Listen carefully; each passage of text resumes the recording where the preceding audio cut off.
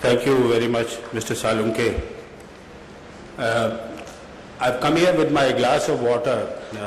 So seeing that I have come here well equipped, please don't think that I'm going to take any longer than the 10 minutes that Mr. Salunke has allotted me, because he has just reminded me that maybe we are a little behind schedule.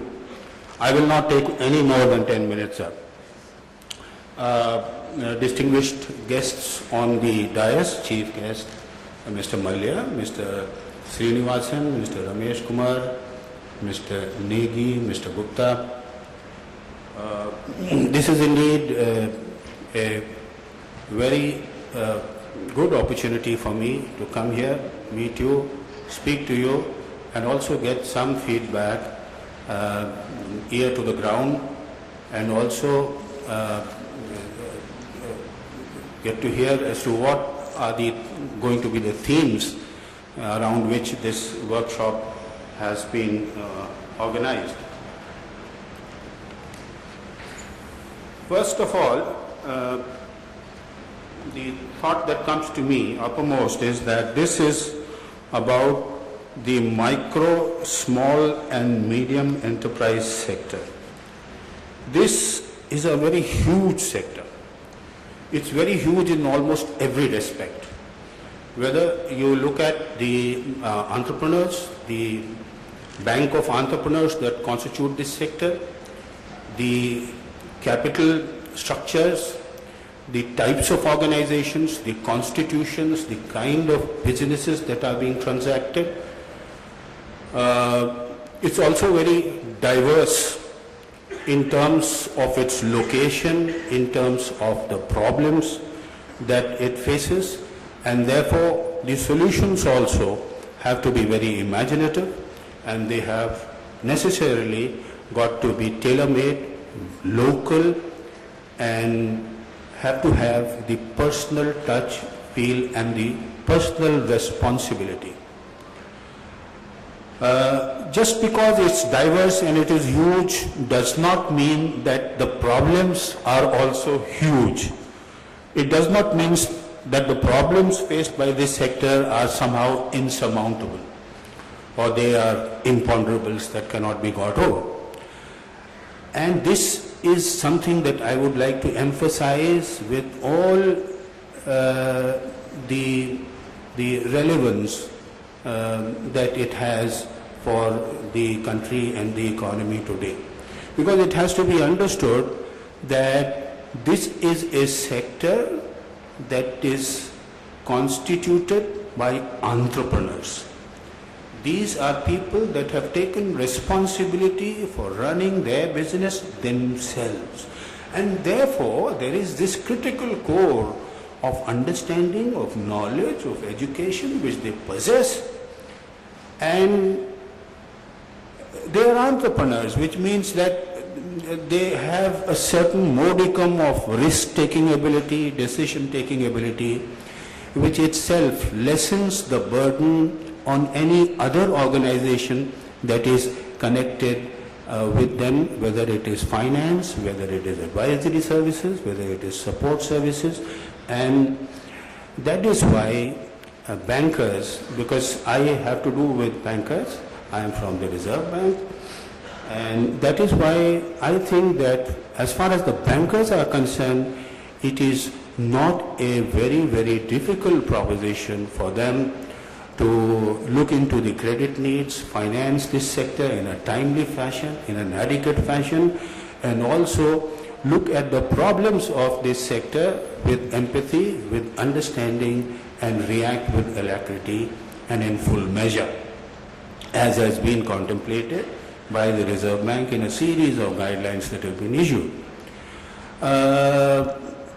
It's an important sector, it's a huge sector, and from the macroeconomic standpoint of Reserve Bank, I would want to go over the importance of this sector. Mr. Venkatachalam has already given you some figures. I would like to give you my figures also, and at the end we will see if they compare. This sector, it plays a very important role, employment generation, output, exports. It's an estimated 2.6 crore enterprises in this sector as far as my database goes, and it provides employment to nearly 6 crore of our population. It contributes about 45% of the total manufacturing output of the country, accounts for nearly 40% of total exports. And what is noteworthy is that much of this contribution comes from the micro and small subsector, which makes up 98% of the manufacturing units in the micro, small and medium enterprise sector. And it is inescapable that this sector develops, because it is well known that for India to traverse this trajectory of high growth, this sector has to get stronger. So the opportunities are there. The economic landscape is changing. There's an emergence of entrepreneurship in this country, not just in the urban areas, the metropolitan areas, but also across the rural and the semi-urban centers as well.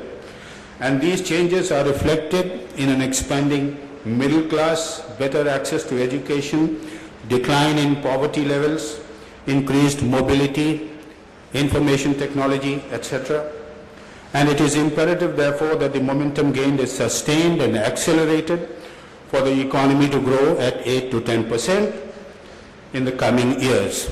And therefore, all stakeholders, they have a role in this mission: the policymakers, regulators, financial institutions, banks, development agencies, and indeed the sector itself.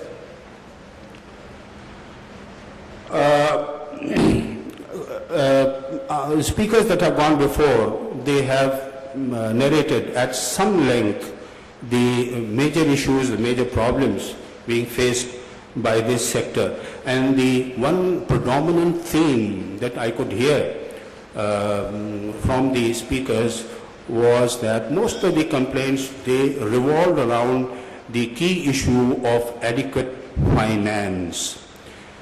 And Mr. Ramesh Kumar, he has underlined the point very well that bankers, the risk perception and the panic, probably the lens through which they look at this sector is the lens of risk, and very often it's an orientation of anxiety, if not suspicion. I think this is a very, very key factor which has to be addressed sooner than later by the banking system.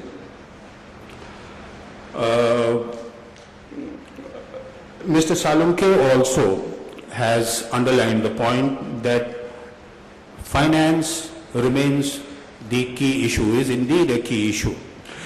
From the Reserve Bank side, coming from Reserve Bank and coming from the Department of Rural Planning and Credit, where we are looking at these issues of adequacy of finance, I think it is appropriate if I narrate to you very briefly the various steps that have been taken by the Reserve Bank in the recent past to address these issues of timeliness of credit, the adequacy of credit, and the need on the part of the bank to react to problems of this sector with sensitivity and speed.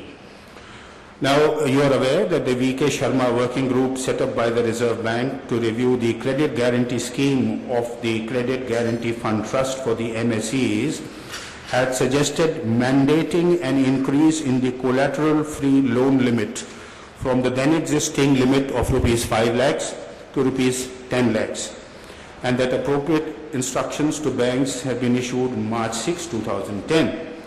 And besides, banks have already been advised, as early as November 2010,